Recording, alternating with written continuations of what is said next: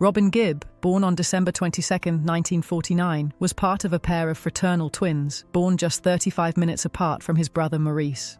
Their early years were marked by restlessness and a sense of mischief as the family moved frequently, first from the Isle of Man to Manchester, then to Redcliffe, Australia. The Gibb brothers' childhood was anything but conventional, filled with small pranks, harmless fires, and bursts of chaotic energy. However, it was during this time that Robin, along with his twin Maurice and older brother Barry, discovered their love for music. They began harmonizing to songs by the Everly Brothers and Paul Anka, shaping the musical bond that would go on to define the Bee Gees. By 1955, they were already performing under the name The Rattlesnakes, and by 1960, they were making their television debut, singing Time Is Passing By. Even at such a young age, Robin's distinctive voice stood out, hinting at the greatness to come. The formation of the Bee Gees, a dream realized. The early 1960s saw the Gibb brothers relocating to Australia, a pivotal moment that would change their lives forever. It was there, in the vibrant music scene, that they began to solidify their place in the industry.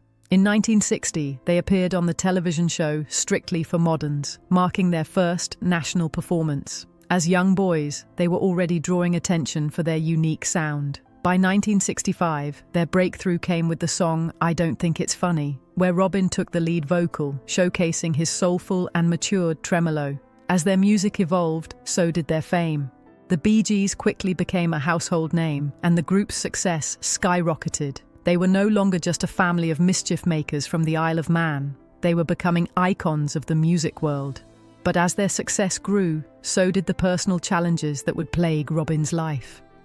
Robin's early personal struggles, the impact of fame.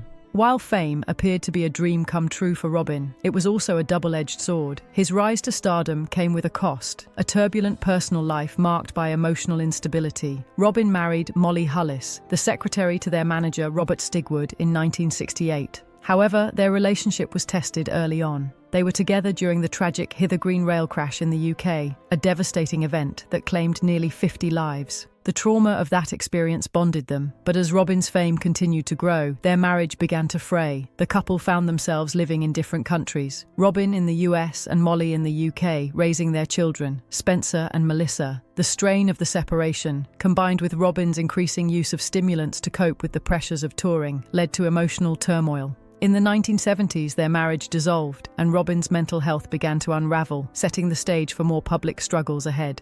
The collapse of Robin's marriage, divorce, and struggles with addiction. By the early 1980s, Robin Gibb's personal life was unraveling, mirroring the chaos in his professional career. The pressures of fame, coupled with his growing dependency on stimulants like methamphetamine, caused his emotional and physical health to deteriorate. His marriage to Molly Hullis ended in 1980, and the divorce became highly contentious.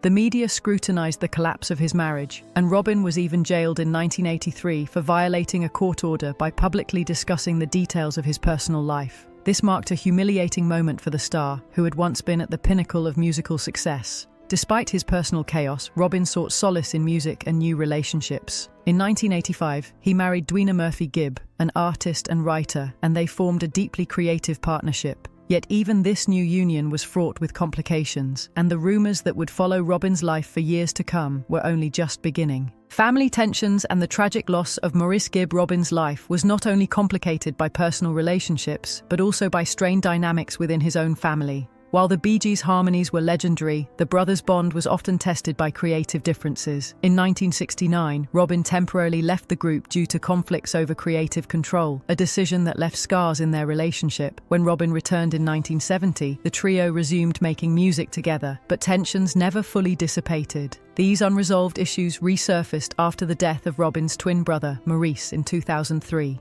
Maurice had always served as the emotional glue that held the brothers together, and his passing left a gaping hole in the family. In the aftermath of Maurice's death, a public feud erupted between Barry and Maurice's widow, Yvonne. Barry felt that Maurice's legacy was being exploited, and this only deepened the rift between the brothers. Robin found himself torn between his loyalty to Barry and his desire to honor his late twin, leading to a period of emotional isolation from both his brothers. The last battle, Robin's fight against cancer. In 2011, Robin Gibb faced his most devastating battle, colon cancer. The diagnosis was terminal, with the disease spreading to his liver. Robin's optimism never wavered, even as his health declined. Despite his fragile condition, he continued to work on music, including composing the Titanic Requiem, a symphonic tribute to the 100th anniversary of the Titanic disaster. Even while undergoing painful treatments and surgeries, Robin remained determined to complete the project, drawing strength from the music that had always been his anchor. His family and friends watched in awe as Robin refused to let his illness silence him. However, his health continued to deteriorate, and by April 2012, he slipped into a coma. For a brief moment, a miracle occurred. As Dwina played music from the Titanic Requiem by his bedside, Robin's fingers twitched and his eyes opened. He smiled, briefly returning to the world around him. Sadly, this miracle was fleeting. On May 20, 2012, Robin passed away at the age of 62, surrounded by his family, at peace and full of music until the very end. A family's final revelations, the truth about Robin Gibb. In the years following Robin Gibb's death, his family began to share the truths about his life that had remained hidden for so long. His children, particularly his son RJ, began speaking publicly, not to expose their father, but to offer a deeper understanding of him. RJ spoke fondly of his father's creativity, describing how Robin would spend late nights in the studio, composing music not out of obligation, but because it was his way of life. Dwina also shared the truth about Robin's open marriage and the complexities of their relationship. She explained how the affair with Claire Yang and the birth of Snow were not betrayals, but understood and accepted by her. Robin's children also revealed that his estate was handled discreetly, avoiding the public battles that often mar celebrity families. The family's openness about their experiences has provided a more complete picture of the man behind the music, a man defined by his love for music, his inner struggles, and the complex relationships that shaped his life. The legacy of Robin Gibb.